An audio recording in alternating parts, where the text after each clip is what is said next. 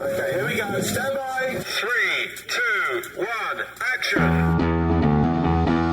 Assume nothing. Brash, bald-faced blasphemy. Question everything. I find it extremely hard to imagine. Open your eyes.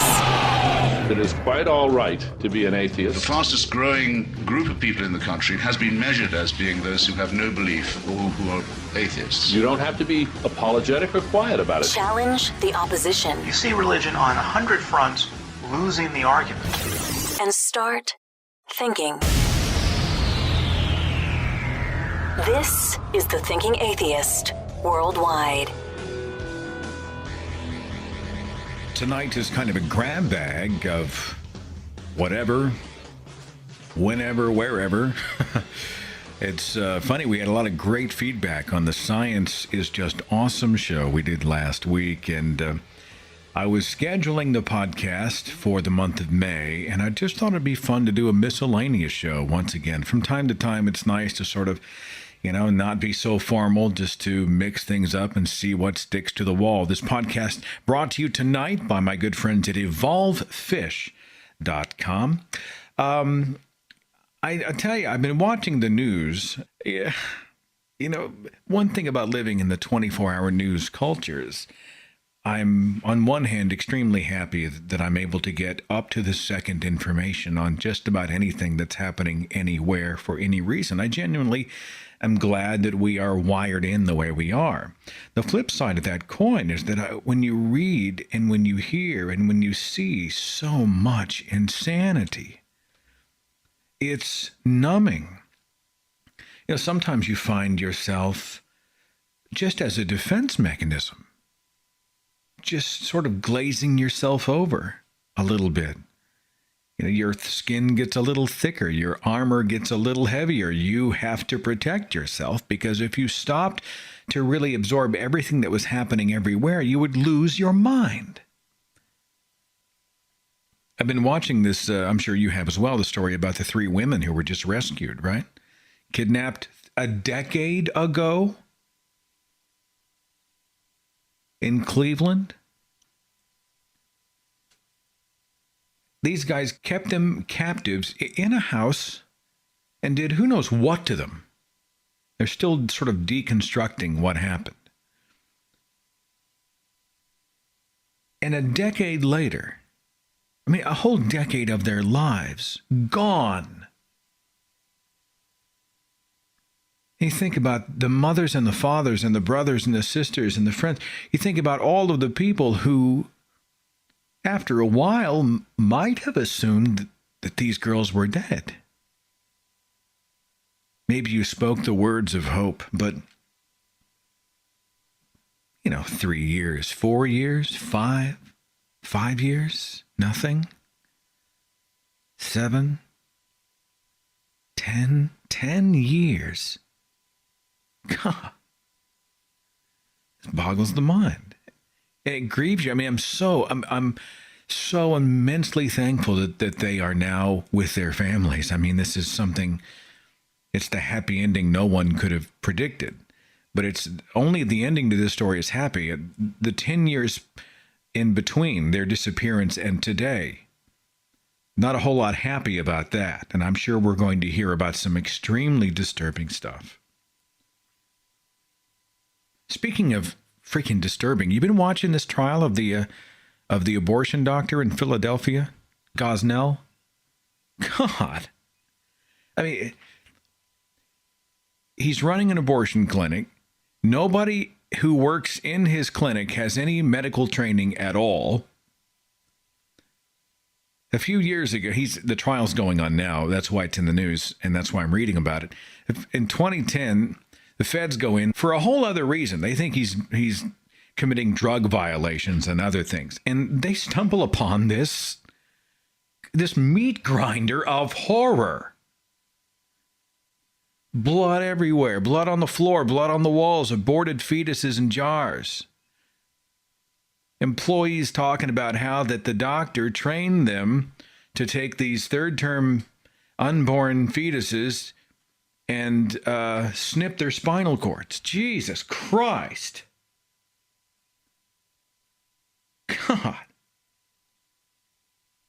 How does this happen? How does this happen in a civilized society? And of course, the window dressing on top of all of this horror, and I think the jury is still out, is the abortion debate, right? The pro-choice and the anti-abortion or the pro-life, whatever you call them, they are all condemning the action, which I'm glad for. But I mean, it draws a circle around, well, when does life begin, and blah, blah, blah. Look, I support a woman's right to choose, but abortion is one of those topics that I'm sure in your world as well, you don't want to get wrong and you approach delicately. I will do a show probably on abortion down the way. I referenced a few months back an article that I think was co-written by Carl Sagan on the issue and how difficult it is. It's just a very difficult thing to know, when does life begin? When does humanity begin? I fall for now, as I continue to explore the issue, somewhere in the vein of brainwave activity. Are you a human because you have a human shape? These are very difficult issues. Is it a human being yet? And I honestly have decided in my own circle I'm going to err more on the side of caution. But I believe that government should stay out of the wombs of individuals. At the same time, I think, does there not come a point when, if there is a viable human life in there, that it must be protected? It's a very difficult subject for me. And if you add on top of that the long decades I spent in the faith, where we were talking about how all life was created by God. At the moment of conception, a human life begins, and we must protect the child who cannot protect itself, that type of thing. Well, it's funny when you sort of get rid of all the religious baggage and you see the rest of your worldviews begin to sort of change as a result of that. And it was very much the case for me. It's the whole issue of homosexuality or non-heterosexuality, a completely different lens that I see all of those things through now. I'm not limited by my God glasses, so to speak. You see science and scientists, you see them differently. You see much, not all, in the way of politics. I mean, politics is a nuanced thing. I mean, I'm conservative on some issues and liberal on others. I think you're probably the same. We all go through the minefield, and we have to sort of select what position we take on different things. Abortion is one of those things. I used to be completely against abortion. I felt it was murder. I was trained to believe it was murder. Now I see it as something else. It was like stem cells. I was against stem cell research. I had no idea why. God, I'm embarrassed to talk about it. But if I'm going to be honest, I have to admit that, I didn't really engage, but under the surface, I was like, stem cells. That's killing babies. Oh.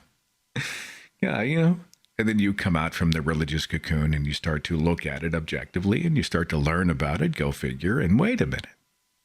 Things that were not medically even feasible, even thought of, might be possible very soon. And abortion's a tough one for me. Abortion is tough. I support the morning after pill. I support all those things. But, once we get into the point where the fetus has the hands and the feet and and once we're getting it, it's very difficult. I'll admit that I'm probably prejudiced a little bit by the desperation I have not to get it wrong. The implications of getting some arguments wrong are that you're wrong. But if you get this particular argument wrong, if human life begins at a point where we've misinterpreted where life begins and we take a life, well, that's, the implications are pretty great. So I didn't mean to go off on that bunny trail, but I was just sort of watching on top of the horrors of this man's I mean, I can't even imagine what it was like working inside that. How did the people, why did they stay? Why did they not go immediately to the authorities and say, God, you should see what this guy's doing in here? Why didn't they walk in with a freaking tape recorder, hidden camera? I mean, what? Why did it take the law enforcement to bust in there and to discover it when they were actually looking for something else? How does this happen? God, makes you shudder. It makes good, decent, moral people just shudder. And the news is so much like a weight sometimes. It's just strapped to you. You know, you carry it everywhere. Every atrocity, every monstrous deed, every act of violence, every horrible thing done for a horrible reason. It's all right there in front of us, just flashing neon red every minute of the day.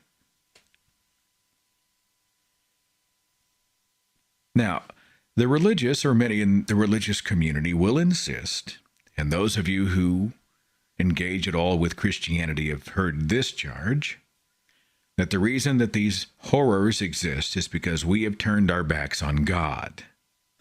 Therefore, God has no choice. He must turn his back on us, which is as ridiculous as it is insulting.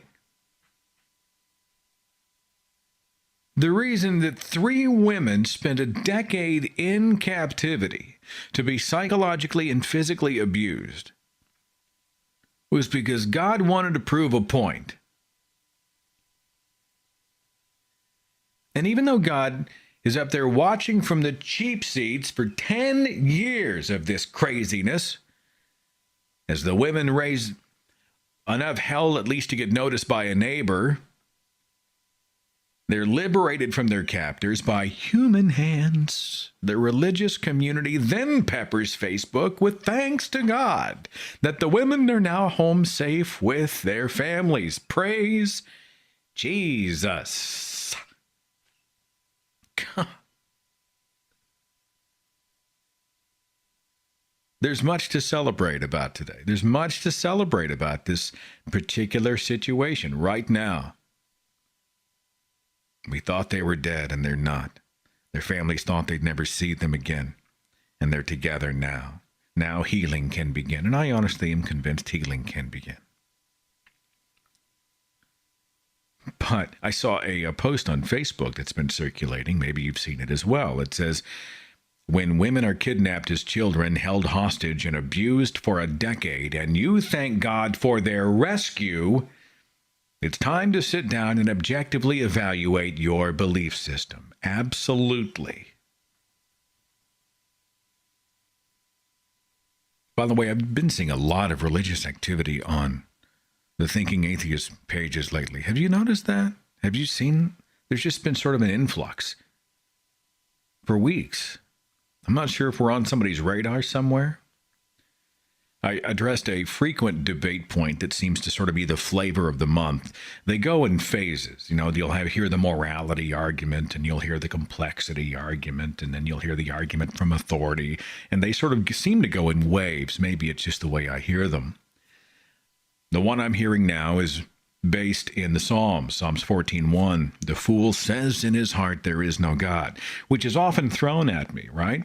When I'm coming forward and I'm making my case and I'm having a conversation that says, well, actually, this is all a bunch of crap. And even if it was true, if you actually read the text of Scripture, this is not the kind of thing you want to pattern your life behind.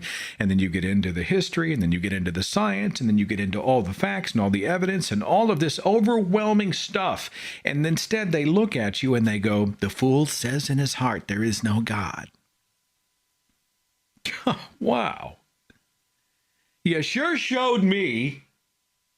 Allow me to reverse my position and walk home with my tail between my legs. I wrote about it, posted it online on the blog. Non-believers hear this charge. The fool says in his heart there is no God. We hear it frequently from Christians, and it carries about as much credibility as, I know you are, but what am I? And I can understand, on the surface anyway, why this is such an attractive retort from the faithful to the atheist. It uses its own book to validate itself, right? They're quoting Scripture to support Scripture, making broad claims about salvation and judgment, which is a whole lot like quoting from Harry Potter to warn humankind against the sinister snares of Voldemort. It's right there in the book. The debate point uses provocative language. It uses the word fool. It allows the user to assume a position of moral superiority, and it allows the messenger to feel powerful as he wields a not-so-veiled threat of punishment for non-compliance. Now, to believers, to Christians standing on the words of Psalm 14, I must remind you that Islam is just as vehement in its assertion that all who reject Allah are fools and destined for destruction. Quran 385, and whoever desires other than Islam as religion, never will it be accepted from him, and he in the hereafter will be among the losers. Now, if an Islamist accosted you with the charge that you were a fool for not believing in Allah, how much gravity would you give the argument? I mean, how threatened would you feel? How disturbed would you be by that? I suspect you would care very little, right? You're already an atheist in regards to Allah. You don't believe. In fact, you are an atheist in regards to all of the thousands upon thousands of deities that humankind has worshipped throughout time. The only exception being the Christian God, that almost undoubtedly was taught to you as fact by family and culture. So what's truly foolish? To build your position on an ancient document penned by anonymous authors in a deeply illiterate part of the Middle East, or to accept that the information in the document that you're quoting lacks this historical, scientific, and moral authority to declare anybody's a fool. Of course, it carries no weight. Isn't Psalm 14:1 the equivalent of having the National Academy of Sciences publicly called foolish by the producers of Battlefield Earth? Personally, I think these particular protests are so rabid and they're so vehement because believers are, many of them, secretly panicked over the weakness of their own position, right? They want confirmation. They want validation. They want people to agree with them because it makes them feel secure. Their protests really aren't about defending Yahweh. Their protests are about them. After all, think about it. An omnipotent God would be totally unfazed by the criticisms of mere human skeptics, right? He wouldn't care at all what we think. And God certainly wouldn't require backup by social media cowboys in love with the caps button. The truth is, a truly all-powerful, just, and benevolent deity could either just reach down and dispatch all of us dissenters with a whisper, or, better yet, he could provide immediate and undeniable proof that all biblical claims are true. After all, he's God. Instead, we're given silence from the shepherd and left with only the ringing condemnations from the sheep. And as they attempt to frighten and shame us with the scriptural label of fool, we just reject the book of Psalms outright as a credible platform for judgment. And we lament the legitimate foolishness that attempts to build a claim so tall upon a foundation so weak. I was reminded of a quote by Robert Greene Ingersoll. It said, "Tell me there is a God in the serene heavens that will damn his children for the expression of an honest belief. More men have died in their sins, judged by your orthodox creeds, than there are leaves in all the forests in the wide world 10,000 times over. Tell me these men are in hell, that these men are in torment, that these children are in eternal pain, and that they are to be punished forever and ever. I denounce this doctrine as the most infamous of lies." if I'm going to be fair, I guess not all the news has been bad. You see about that Wave Rider, the aircraft? Hit like, 4,000 miles an hour? Humans have created a flying machine that travels over 5 times the speed of sound. Is that crazy? I read that Cosmos is getting a sequel. Guess who's hosting it? Neil deGrasse Tyson. How awesome is that? It's going to be amazing. Well, I hope it's going to be amazing.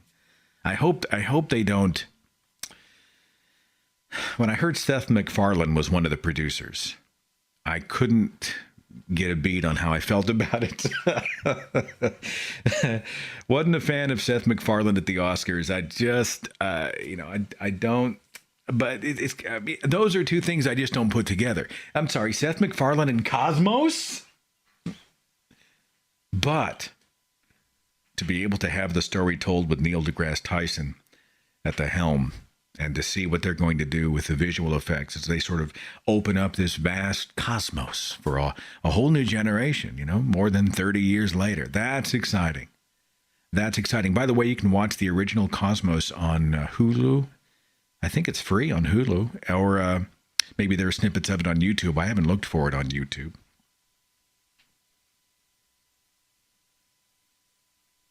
Finally, I wanted to address a cartoon that's been flying around before we get to the phones. A political cartoon that's been posted 1,000 times, probably on your Facebook page. It talks about NBA star Jason Collins coming out as a homosexual. And in the cartoon, there were 2 frames to it. And one is Tim Tebow, right? The super Christian football player. And in the cartoon, he says, "I'm Christian." And the reporter says, "Keep it to yourself." In the next frame, Jason Collins says, "I'm gay." And the frothing at the mouth and overjoyed reporter says, "Tell me more, you big hero." What they're doing here, right, is they're sort of implying that Christianity is being blocked out or shunned or minimized and unfairly tainted by the media.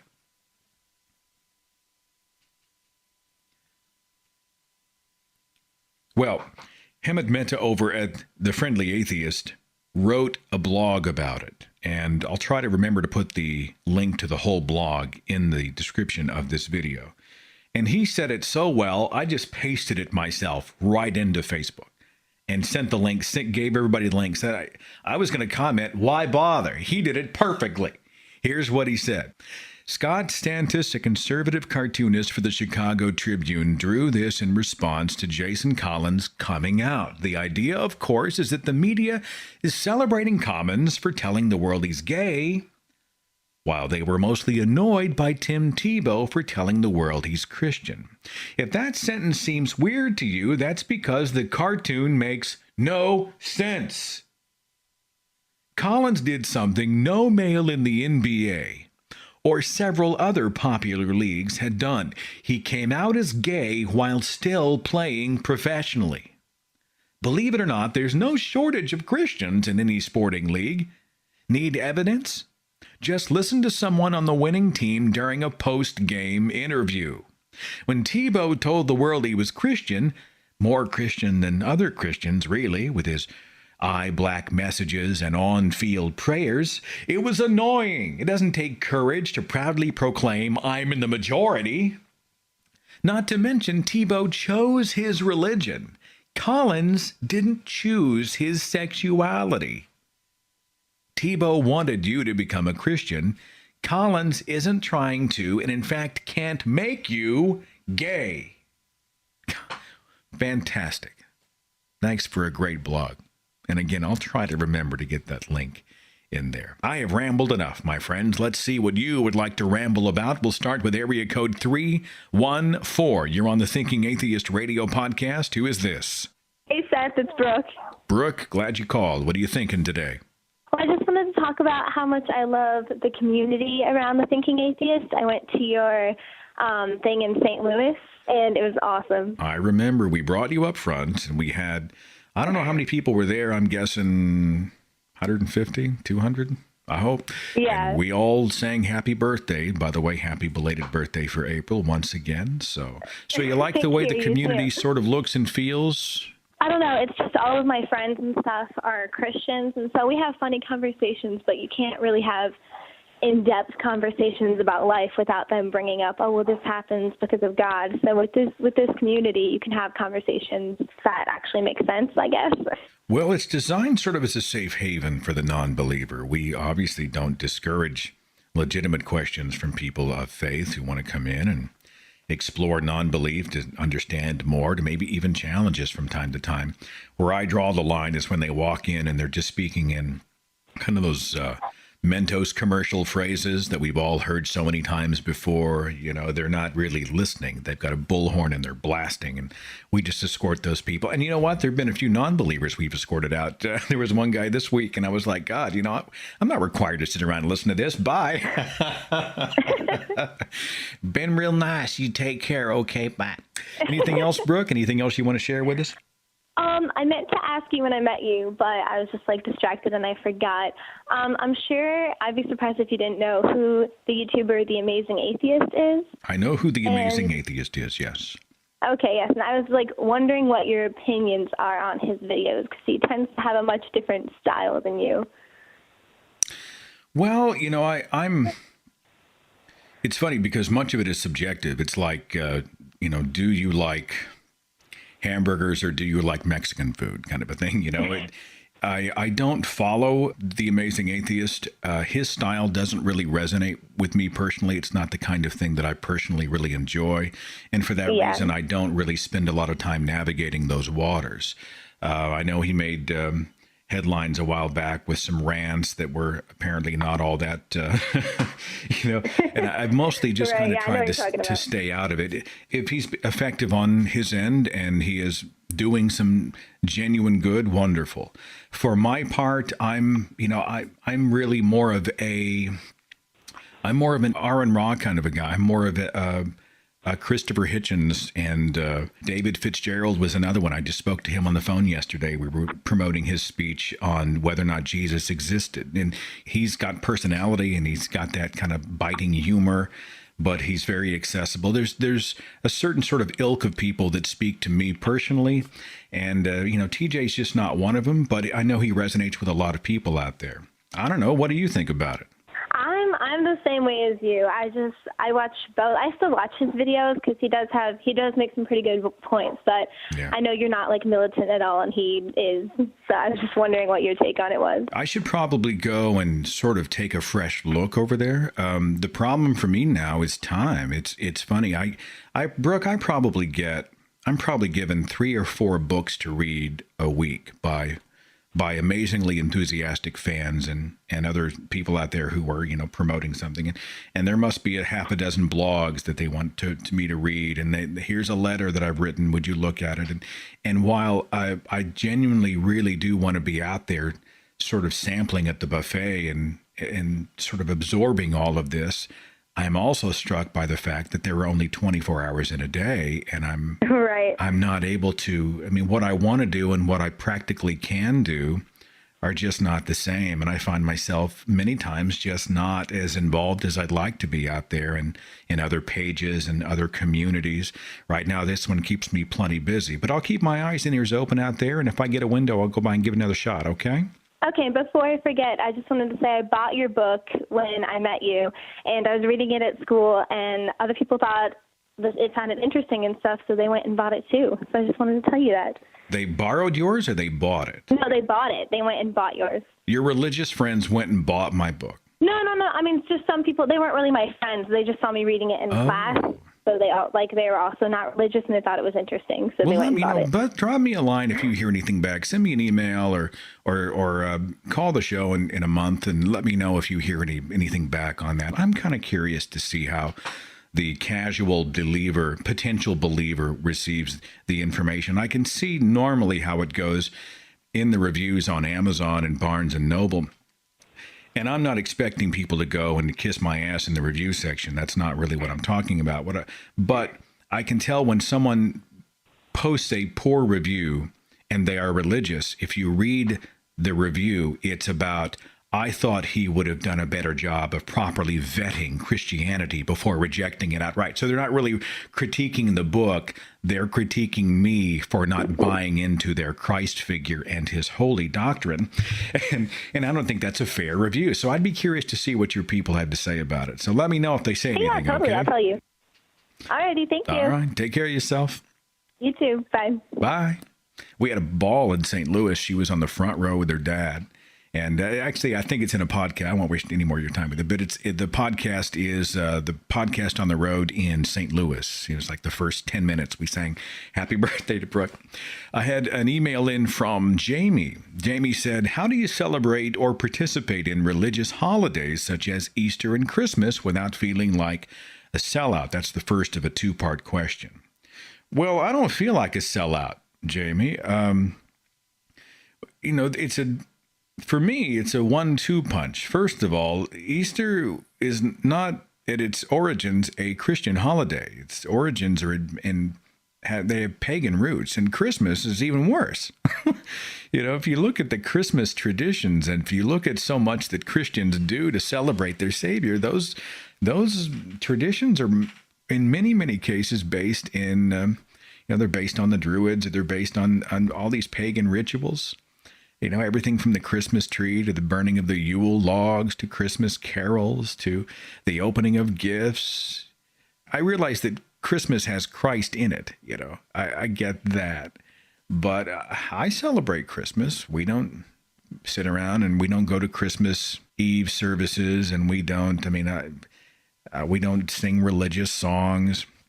I don't put an angel on my tree or any of those things, but I'll tell you, we do gifts, and we do music, and we do Christmas lights, and we do all the hot cider, and and I honestly think that the religious community does not own the holiday. They certainly don't own Easter. Jeez, every time I see an Easter egg or an Easter bunny, I just have to shake my head. Whenever they talk about the Passion Play and Christ died and rose again, and everybody's frothing at the mouth over the Jesus story, and I'm like, well, actually, if you do a little research into Easter, you might understand that it's not all about Jesus. He also said, to answer your question, he says, I have a 5-year-old and I feel like I'm sending mixed messages. I don't think you're sending mixed messages. If your child knows how and why you're celebrating, right? You say, look, this is the holiday. By the way, let me show you where this holiday came from. Let me teach you what Christmas came from. Here's how it started. Here's where these traditions, I've got a whole video that might help you. It's called To Xmas and Beyond. Just go load it up, make some notes. And that stuff's sourced, so you can check those other notes. And then you can build some really fun traditions on top of it. You're not being a sellout. Also, Jamie asked, what do you do during a group prayer? Like you're at a company dinner and the staff chaplain. Staff chaplain? I work for at a hospital, I see. Asks everyone to bow their heads in prayer. It's so awkward.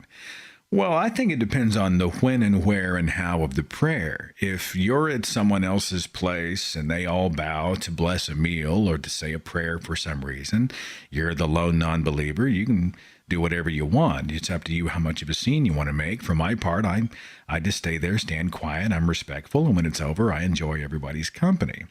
If it's happening at the office, and it's a secular office, then it's time to start raising a little bit of hell, or at least tap some people on the shoulder.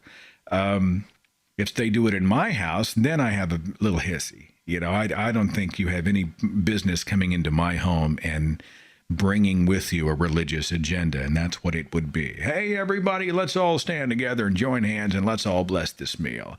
In my dining room, I'd be like, not so much. If you would like to bless it personally, individually, I certainly support you, and I hope you'll do so.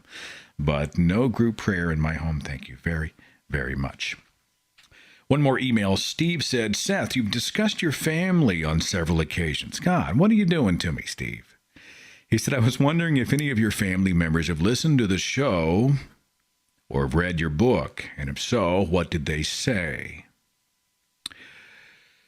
Well, We don't talk about it a lot, Steve. I've got my family's very aware of my work, my radio show, and my book.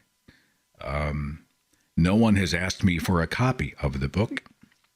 I've had a family member who actually on his own went and bought it on Kindle before I even knew about it and read the whole thing and actually had some kind words for me. He's a believer, but he was very gracious, and he said, I thought it was well written, and, we disagree on some things, but I mean, I didn't catch any hell at all, As far as my mother and father, I'm guessing they'll never crack it. They'll never open it. They'll never read it. And that's fine. It's not really for or about them. I mean, it's just not designed to go and convert my mother and father.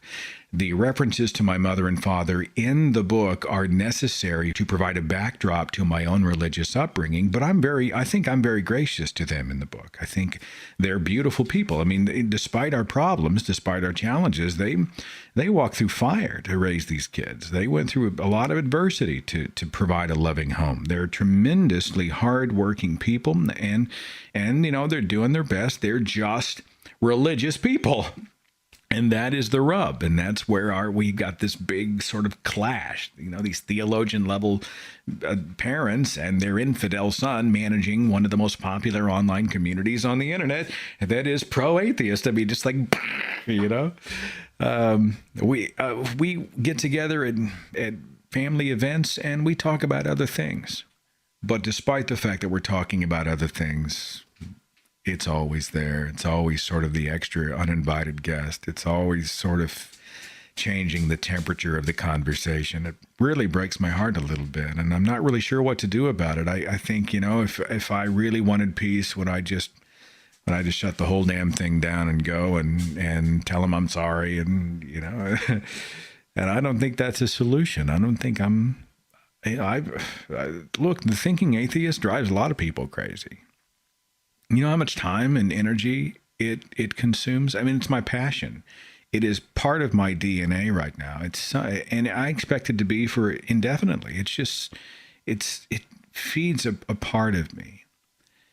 The collateral damage is that it is so much a part of me that the people in my inner circle are, it's in their face every day. They're always surrounded by me taking a phone call to set up an interview, or me in the production room working on the next video concept, or preparing the next podcast, or logging on to admin the Facebook page, or responding to a post, or writing a blog, or preparing a speech for the next special event. Sometimes it's always there. But I don't think the move is to flush it all because it makes my parents upset. I don't think the right move is to make a decision because someone else is made uncomfortable by it. And sometimes maybe. But if we're talking about fighting the false teachings and the false history and the false science and the indoctrination of children and all of these negative influences that I am convinced come out of religion, and if you go head to head with religion, you're going to make people uncomfortable. The greater evil is to do nothing, is to say nothing, is to just give up, is to just go along. I feel compelled to keep kicking. Have you ever feel that? God, it'd be easier if I just kept my stupid mouth shut. If I'd never said anything, everything would be so peaceful. Well, it'd be peaceful on the surface, but you know where it would not be peaceful? In my mind and in my heart. I'd be a mess. I'd be miserable. I'd be in conflict. I'd feel like I was duplicitous. I'd feel like I was lying to myself, to other people. No, I think sometimes you got to just put it out there. And you know what? If my family reads the book, I'm proud of it. If they read the book, I hope it will help them understand me a little bit better. Since they're not knocking on my door and asking questions, most of them, no one's really interested in understanding how and why it all happened. They're not respectful of an adult's decision to own and live his own worldview in this way. They are predisposed by family and culture to see me as a pet project, as the prodigal son, and they are not going to ask me, hey, how'd you get there? they're going to look at me and say, how can we fix it? Let's go back to the switchboard and talk to somebody else, shall we? Area code 409. Thanks for waiting. You're on the Thinking Atheist radio podcast. Who is this? Hi, this is Jonathan from Houston. Jonathan, I appreciate your call, my friend. Thanks for waiting. What do you think? I just wanted to bring up, I know you were talking about kind of a heavy topic. You were talking about abortion earlier. And I know that a lot of your circle, you said a lot of your circle and a lot of your family is kind of heavily religious. And a lot of these issues like abortion and homosexuality, they kind of draw a stern line between them. And I was just kind of curious, in your experience, whenever you talk to them about it, what do you do when you know these people that you love so much, they spout these opinions that you just know they're so bigoted, but you know that they're your family or they're your friends, and you just bite your tongue, or how do you handle that? I remember when my grandmother was alive. She died at the age of 90, and she came from the Second World War generation, right? And she carried with her in her life a lot of the baggage from that generation. She's this little old white woman, and she, in many ways, had not, let's say, intellectually and culturally evolved to see people of color, people of foreign nationalities. She was not all that magnanimous, but she wasn't all that accepting. And she had no idea how to process gay people, I'm sure. It just never came up. But I still loved her. I remember when the occasional sort of blurb would pop out of her mouth about someone who was a different race than Caucasian. I remember we just shake, oh, geez, whatever. Yeah, come on. And I feel that way about the people that I know, many of the people that I know, that they see homosexuality as a disease, as a perversion. They believe that if a man is homosexual, you need to go back to his childhood because he probably had a crappy relationship with his father and he was probably abused or something, right? Yeah. Or he has been infected with the voice of Satan because he drifted away from the church, and they have all of these sort of excuses lined up for why he is broken. What really bothers me is when they throw out, there are very few people who do it, but it does come up when they speak in that kind of nauseating, condescending, and highly superior tone, where they talk about the homos and the lesbos, right? And it's so incredibly dismissive. And we're talking about a human being here. We're talking about a person. And I think it makes it easier when they sort of dehumanize a person who is not a heterosexual a little bit. When they see them as a caricature in some ways, it's easier for them to deal, because the consequences of thinking about a person who is gay and who is a good person and who loves people and who works hard and who is all the things that human beings should aspire to be, but he's gay. The idea of thinking about it in 3 dimensions like that is probably a pretty big piece of pie for a lot of people to bite off, Right. I don't even know if I remotely answered your question. I'm just kind of speaking in a stream of consciousness. I mean, how do you approach it? I don't know if you can really say I do approach it. As basically my entire family tree consists of Jehovah's Witnesses. Wow. So are you just totally cut off? Not yet, I guess you could say. Yeah.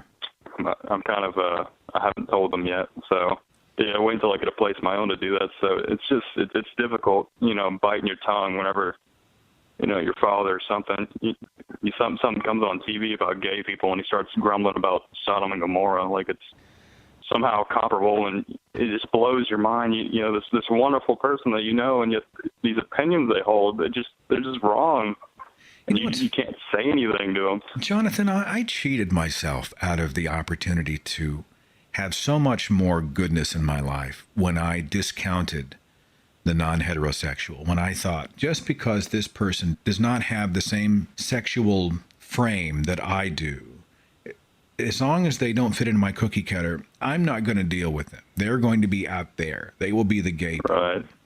And it's funny because now I think about all the times in the people that in my life that I I currently know and love as non-heterosexuals who enrich my life.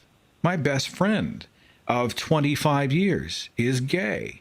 If I had cut him off, I would have cheated myself out of one of the most amazing and close friendships I think I've ever had with anybody. I mean, he has been there with me through thick and thin. And, Right.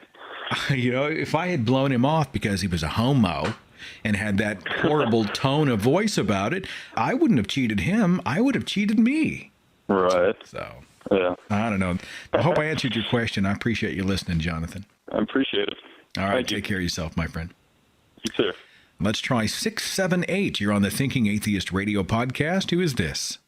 Yeah, this is me, Marcus. What do Yeah. you think? Do you have something to contribute to the show? Yeah, one of my friends from college, he lended me this book called More Than a Carpenter, which I guess is supposed to be about like a rational reason for people who believe in Christianity, because, the author was, he used to be an atheist and all that. And, I was reading through it, I'm trying to power through it now. But, it was okay until I got to a chapter where he was talking about the new atheists, I guess, was just, Dawkins and Harris and stuff. And, like, the tone of that chapter just, it was basically just a butthurt tone. Because, like, he would just, he just used all the same basic arguments, like, calling them militants, and saying stuff like, why do they go against Christianity so hard? Like, harder than other religions. And I'm just like, well, you named 2 British people and an American. Like, of course, Christianity is going to be their main target. Well, More Than a Carpenter is written by Josh and Sean McDowell, and I don't know that they're former. They might be. I'd never heard in my whole life that they were ever non-believers. Those guys are true blue, dyed-in-the-wool evangelical. Yeah. They are absolute 100% believers. And on top of that, Josh McDowell is sort of his own franchise. He travels for Campus Crusade, and he's spoken to people all over the freaking world. I don't know how many books he's written. So, I mean, honestly, part of me thinks even if he didn't believe, he's got too much money invested to really do anything about it. I don't know. Yeah, and he also had like another chapter talking about, I guess, how the Bible has more manuscripts than like the Iliad or like other historical documents. So I looked up one of the manuscripts that he mentioned, and it was like a small piece of paper, and I was expecting like, like pages upon pages of stuff. So I was like, oh, it's like a little parchment. Okay. Well, I've seen this argument put forward by apologists. They'll come forward and they'll say there's so much literature. There are so many quote unquote manuscripts. That has been so prevalent. The scriptures have been with us for so long in so many forms and so many translations, and they speak about it like it's a strength. And of course, I look at all these fragments of pieces of paper with untraceable authors, and I think to myself, how is this a strength? I'm sorry, the creator of the cosmos is wanting to communicate to me that I need to avoid hell at all cost, and his method for doing so is to throw his message down a couple of thousand years ago and have everybody else sort of shred. I'm trying to put together the shredded evidence. They put it through the shredder, and I'm trying to tape everything back together again. I don't think that's omniscience at all, or at least not benevolence. Anything else before I move on, my friend? No, thank you. All right. Thanks for listening. I appreciate you so much. No problem, man. Thanks for having the show. Thank you. Email from Teresa. As a couple of your podcasts have focused on the denigration of women in religion, I was wondering if you could touch on some questions I've had with regard to this issue. I'm curious to know why goddess worship ceased and whether this phenomenon correlates with a decline in women's rights. It seems that all throughout history, from Stone Age times to about the rise of Christianity, polytheistic societies have worshipped goddesses. After all, fertility is an important thing, whether you're talking about crops, domesticated animals, or children, and many creation myths involve female figures as the source of earth creation. The patriarchal monotheistic religions are the ones who seem to take issue with women and start the subjugation by amalgamating all gods into one, quote, male figure. For women, it just goes downhill from there. Surely women didn't have all the same rights as men in polytheistic religions, but were they more liberated than their monotheistic counterparts? And do you think that the feminist movement will also be a movement toward free thinking and secularism? Or will religions just morph to make room for women to keep their flock happy? Teresa, geez. I don't know that I can speak to the ratios of the polytheistic religions and monotheistic religions and their worship or denigration of the female. I think some of it is cultural, certainly. I think some of it is traced to religious roots. I don't know. People have always found a reason to divide itself, not just via gender, but via race and ethnicity and all of these things. It's funny how tribalistic we are and how eager we are to put ourselves in little pockets, you know. But is there a merit to that argument? I don't have the first damn clue. I'm sure there's somebody within the sound of my voice who may. Do I think the feminist movement will be a movement toward free thinking and secularism? Well, you know, there's a lot of free thinkers who are feminist. I think if you're talking about human rights, if you're talking about liberating not just women, but human beings from the tremendous restraints put on them by religion, if you're going to liberate the mind, I think everybody wins. Eliminate all these bullshit rules that people have thrown at you. And they get rid of all the guilt and the threats and the indoctrination of hell and all these crazy rules that make no sense. Stop teaching us as children to throw stones over the fence at everything we don't truly understand and telling us it's not important to truly understand it, so keep throwing stones. I think once you kill that, I think everybody wins. Chris said, hey, would you consider talking about some of the wackiness of the Catholic Church? Okay, Chris, you ready? Man, the Catholic Church is sure wacky.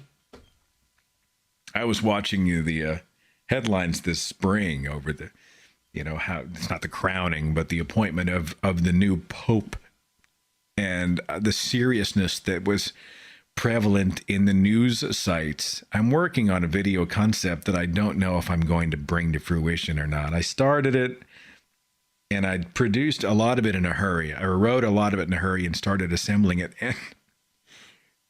And I'm not, but it has to do with this kind of thing. Not the Catholic Church, but the nature of how our news culture deals with stories like the Pope and others. And it's funny because a spur-of-the-moment idea and a rush project never seems to be a kind of a middle-of-the-road experience. Whenever I come up with an idea, something strikes me and I go, oh, man, that'd be a great idea. And I jump in and I do it. And I produce a whirlwind thing. It's either a wonderful idea that takes off and everybody loves it, or it just sucks. It's just terrible. And many times I'll get into it halfway, a couple of days of production. I'll just toss the whole damn thing. I'm not releasing this. This is crap. I mean, you can feel the momentum being sucked out of the project before you even finish it. But I've got this one concept that I'm kind of working on about the media. I think I'm going to call it, Is It News? And we'll see. If I'm able to put it together, it'll probably release late next week. I don't know. We'll see. We'll see what happens. I don't know. I'm not an expert on the Catholic Church. I think they're a pretty easy target. Everybody's been talking about the Pope. They're talking about the priest. They're talking about the pedophilia. They're talking about the rape. They're talking about the abuse of children. They're talking about the corruption and the money and the cover-ups and all that stuff. Geez, I look at it and I think it's like the mafia with funny costumes.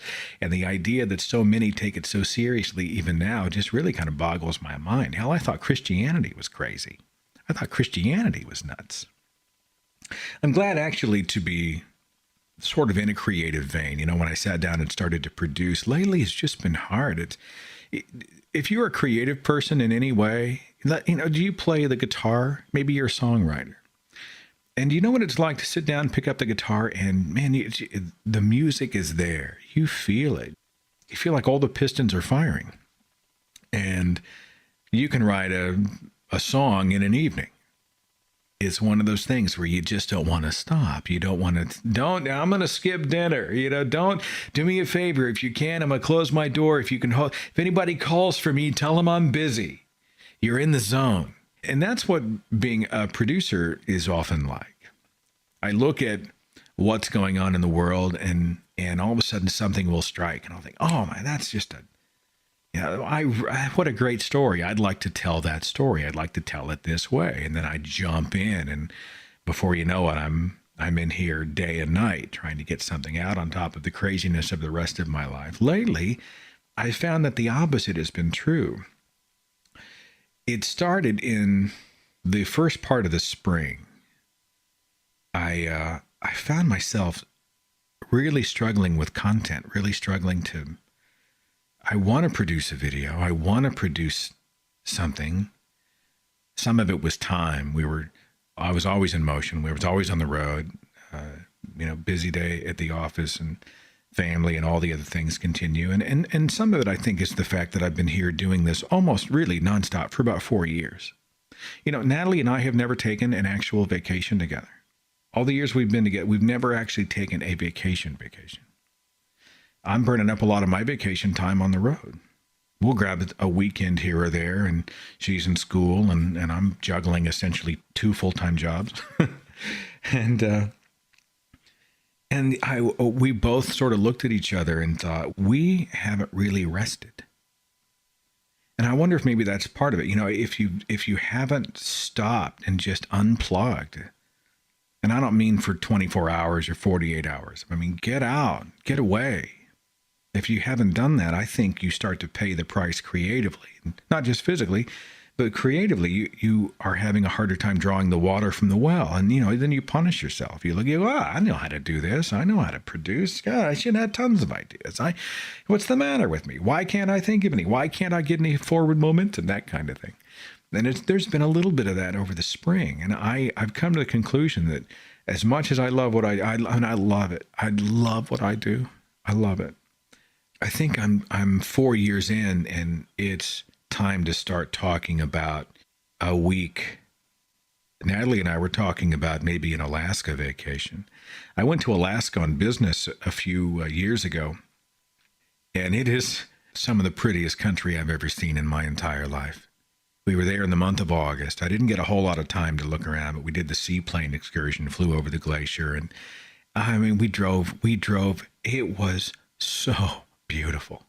So beautiful. And I swore I was going to get Natalie back. Now, Natalie, you've got to come up here and see this.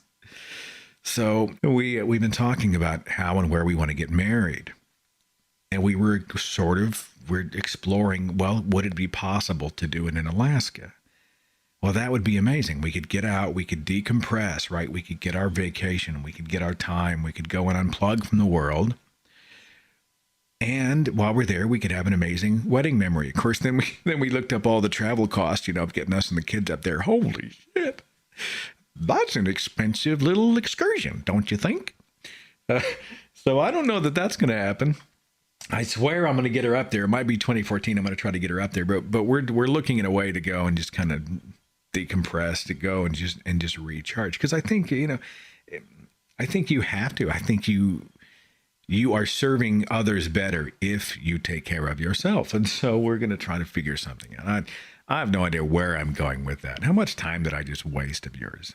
My apologies to the listeners. Area code 314. Thanks for waiting. You're on the Thinking Atheist radio podcast. Who is this? This is Terrence. I'm in St. Peter's. This is my first time calling. Glad you called, Terrence. It's good to have you on the show, my friend. Excuse me if I stumble or anything, but I do it too. We'll just get through this call together, my friend. What do you have to say? What do you think? Okay. I actually don't mind listening, go off on the buddy trail. I'm surprised at how many people say that.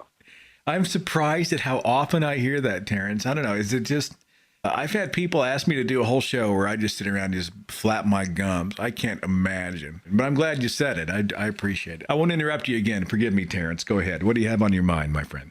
Well, the thing about whenever I talk with theists and then they try to cite the Bible, and they think that it's completely flawless, there's nothing in there that's wrong with it or anything.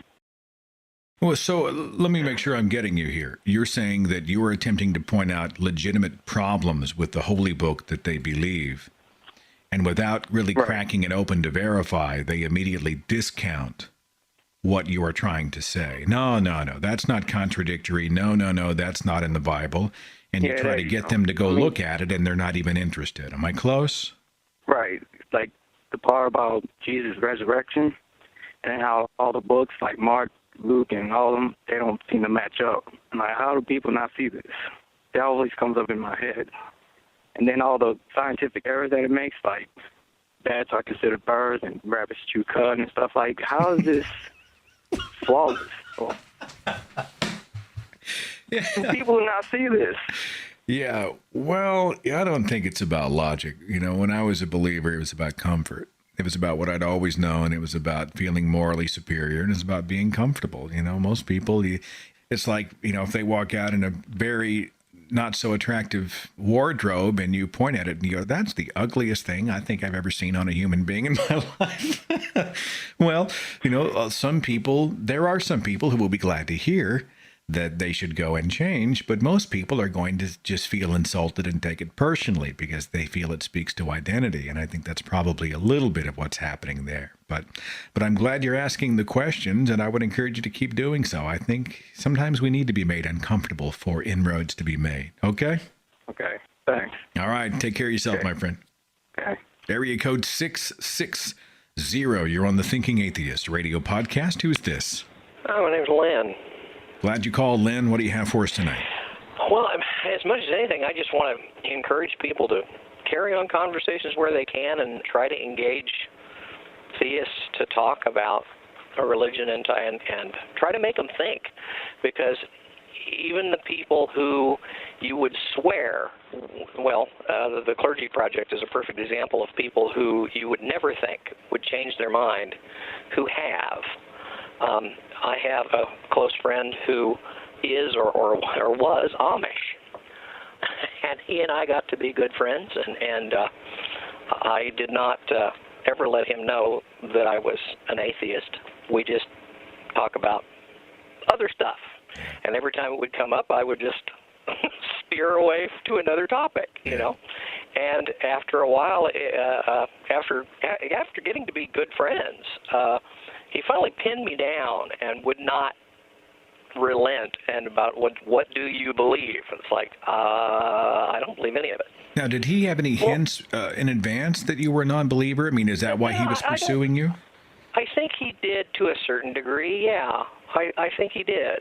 And he would ask me questions, and I'd give him a little answer, and I kind of like to say, steer around it, and finally, and he would hint. He said, well, I don't know what your beliefs are, but I think blah blah, you know, and that's how the conversation would go.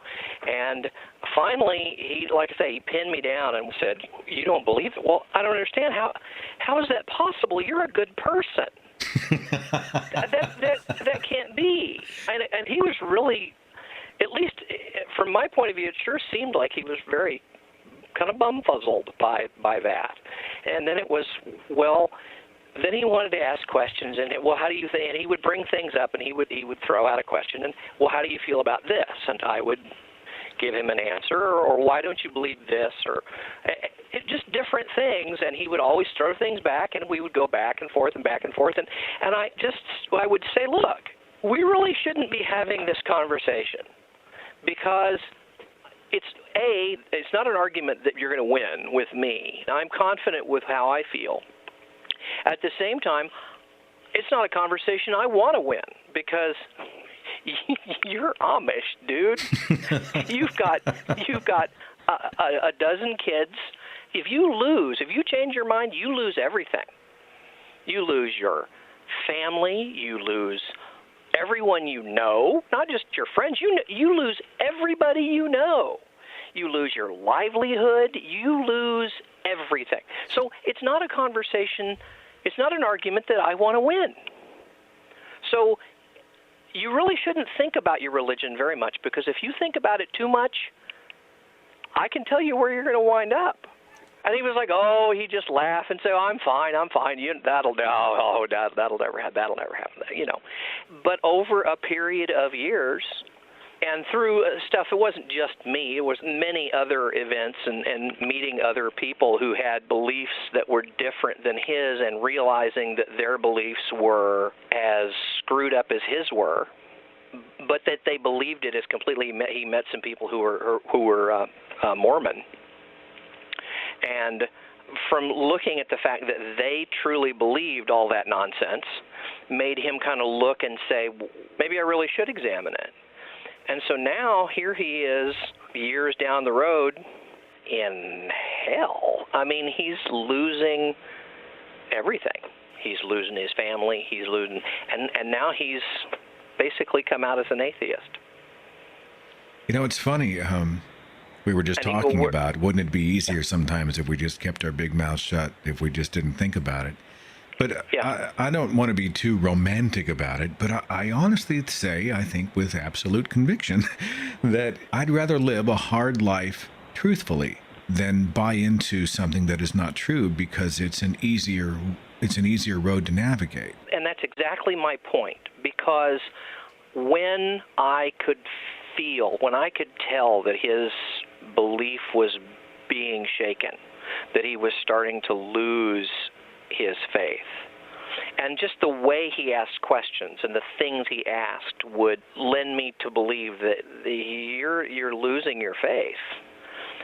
I felt so guilty, because I just felt like I'm ruining this guy's life, because he's not a young guy. He's got a lot invested, and he's got his whole life invested in this. And I really felt awful. And he has come back since. When I've told him that, he's been the first one to say, no, I would rather live truth. I always thought I was living truth. And now I realize what the truth really is, and I feel like the blinders have been taken off. Yeah, good for him. And I'm really seeing the world for what it is. That's amazing. I had two thoughts. My first thought is, and I'm totally, again, sort of taking a detour, but does he own an Amish restaurant? You ever been to one of those things, man? Yeah. I mean, those people can cook. I will say this about the Amish. They have food that will change your life. It's unbelievable. Yeah, that is so true. And also the second thing was, I wanted to congratulate you for introducing the word bumfuzzled to my vocabulary. I try to pick up a new word every single week, and that's awesome. That's awesome. I appreciate it. Well, I appreciate you, sharing that story and the perspective. And, honestly, we just want to find out what's real and what's true. That's the end zone for us. And if God shows up tomorrow, cool. If he proves himself tomorrow, great. But we'll just see where the evidence takes us and take it one day at a time. Well, I'm bringing him down to the Oklahoma Free Thought Convention, so we'll have to make a point to say hello. Oh, he's going to be plenty bumfuzzled at that sucker. That's going to be... No, he's going to love it. We got Lawrence Krauss is going to be there, and Sean Faircloth. I'm really looking forward to that. I'm part of the lineup. It's going to be a lot of fun. On the 22nd of June, for those listening, if you want to go, it's freeok.org. Thanks for the call, my friend, and for being a part of the show. Thank you. All right, take it easy. Bye-bye. By the way, I mentioned earlier that the show was brought to you by Evolved Fish. They did something that I wanted to tell you about, and I'll put the link again. I'll put the link in the description box of the show. So Gary drops me a line. He says, look, would you ever be interested in having the Thinking Atheist logo? And you've seen it. It's the thinking person logo with the bulb, with the Atheist A bulb and the blue supernova in it, right? And he said, would you ever be interested in having that on other stuff, like a pin? Well, we're working on that with the store. My store right now, the folks over at my fulfillment house do mostly apparel. And we're working on, mugs and trying to get other types of things. And so they're working on expanding the options that they provide me so that then I can provide them to you. But Gary said, look, we want to do a prototype of a Thinking Atheist lapel pin. It's about 1 inch by 7/8. And we'll just see what it looks like and if anybody cares. And so I'm like, cool, that sounds great. So he sent me a couple. I thought they were pretty impressive. And so he has, for a limited time, on his website at Evolved Fish, he has the Thinking Atheist lapel pin. And if you want one, they're pretty slick. And they're also good conversation pieces, because the word atheist appears nowhere on the pin, right? There's no atheism in your face, non-belief. There's no insults to God. There's no phrasing of any kind. It's just the Thinking Atheist, thinking person logo icon, the profile with the bulb, the A, and the supernova right there on black. somebody might pick up on it and ask you about it, but you are not wearing an in-your-face, alienate the entire world kind of thing. So anyway, if you're interested, I will include the link to Evolved Fish and the pin in the description box. And if you're listening in archive and it's weeks and months later, I can't guarantee that the link is going to continue to be active. One thing about the nature of internet radio is that the archive shows are out there for years and years and years, and this type of thing is going to change. But for the short term, we'll go ahead and make it available. We'll see if anybody wants one. I've already had several people on the Facebook page said they got one and they loved it, and it supports the Thinking Atheist work. It supports the site and the videos and just helps the entire community to sort of grow. So if you want to be a part of that, they're really slick. Just go to evolvefish.com or click the link that I will provide in the description box of this show. Had an email from Alexander. He's in Lithuania. He said this. He said, I'm not sure if you knew about this, but recently there was a small controversy regarding religious practices in a video game. There's a first-person shooter called BioShock Infinite, and it's about a detective who's hired to rescue a young woman from a theocratic dystopian city of Colombia. In the first 20 minutes of gameplay, the player is required to enter the city, but in order to gain access, he or she is forced to take part in a baptism ritual. Some Christian players felt terribly offended and demanded a full refund for the game. And he sent me an article to some of the controversy that's going on. Look, I used to be a big gamer, long time ago. This is StarCraft time. Back when I was, a little Diablo, you know what I'm saying? These days, if I'm gaming at all, please don't laugh. Please don't laugh. But they are these tiny, small, fast, digestible, Natalie calls them bubblegum for the brain kind of games. The kind of stuff you play on an iPhone app. Just a distraction. By the way, if anyone ever says, hey, would you like to play Candy Crush? Run for your life. That game will suck your life. I'm not going to play a game. What? I'm not going to play a game called Candy Crush. That's stupid. I'm a guy. I want a big manly game. Oh, come on. It'll be fun. That way you can send me lives. I'm sorry, you need me to send you lives? Oh, yeah. Okay, fine. I'll give it a shot. That was 2 weeks ago. I don't know how many hours I have wasted. I'm on my lunch break. I'm sitting out on the back deck, with Rat Dog, glass of wine, crushing candies. I'm watching the news. I'm crushing candies. God, don't do it. There's some kind of subliminal thing that gets in your brain and just turns you into a drone. You must play Candy Crush. That's exactly what it does. Speaking of Rat Dog. Yeah, go get him. I don't really know much about Dude, I don't know anything about BioShock. I wish I was. I wish I had the time. Someone told me that there was a Walking Dead, like a massive multiplayer game online that was quite good. And I'm a huge Walking Dead fan. And I'm in mourning now that I have to wait freaking half a year before the next season starts. And so somebody said there was a great game, a Walking Dead game. But I think it's one of those games that's a little bit like World of Warcraft. Once you get in, it's like, yeah, it's a huge time commitment. Now, I just don't have that kind of thing. Right now, I'm having a hard time balancing the life I've got. And the recreation time I have is stuff like The Walking Dead or Candy Crush. I'll tell you something else I did yesterday. I'm just going off on a tangent. I was browsing Hulu, and Hulu had Ed Wood's classic sci-fi film, Plan 9 from Outer Space, voted by many movie-going communities and film critics as the worst film ever made. And that movie is a ball. Last night, I'm up there, I'm watching, they're walking through the cemetery with the little, looks like headstones made of paper. And all of a sudden, this The spaceships come out of nowhere that are obviously hanging from, I mean, they didn't even put wire on the edges of the flying saucer for stability. It looks like they just stuck one string or wire dead center because the things are just sort of, they're the most unstable spacecraft you've ever seen. And it's the last film that Bela Lugosi was ever in. And most of it's just stock footage they shot well before the film's release date. And so you see a shot of Bela Lugosi, and he's in full vampire regalia. He's walking around, and he does these hugely, almost embarrassingly grand gestures into the camera, trying to look menacing. Well, the next scene, his character is supposed to walk in and terrorize somebody in another area. Well, Bela Lugosi was already dead. So what they did was they got a double, and they threw him in a vampire costume, and they spent the entire time with the guy's arm over his face like he was drawing the cape up over his mouth. So he walks in, and you're supposed to think it's Bela. The film grain is different. It's like they poured it in a different film. Oh my God, it's the most fun I've had watching a movie in a long time.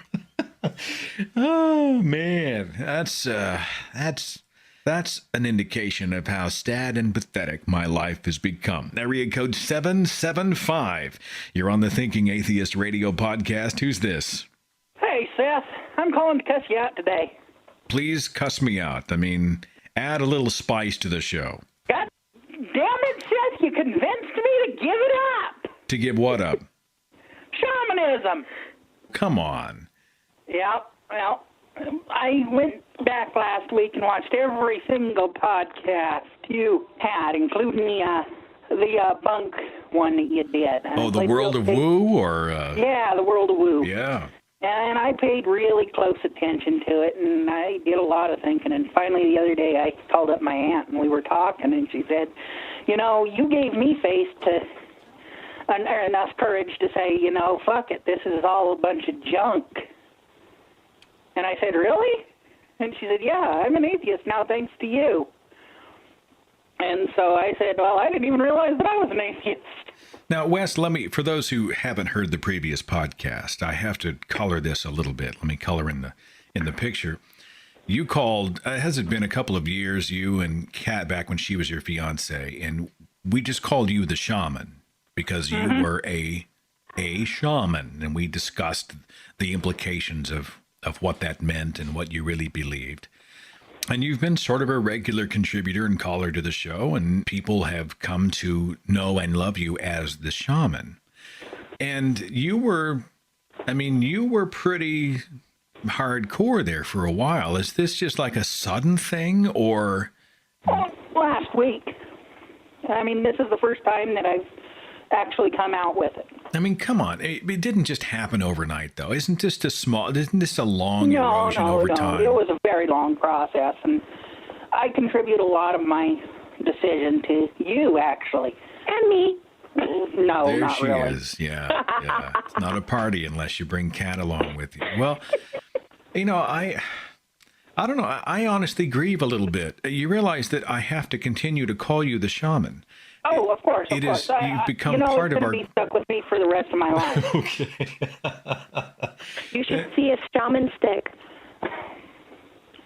Oh, hell no. Am I going to see his shaman stick? What are you talking about? Mine went into the gutter.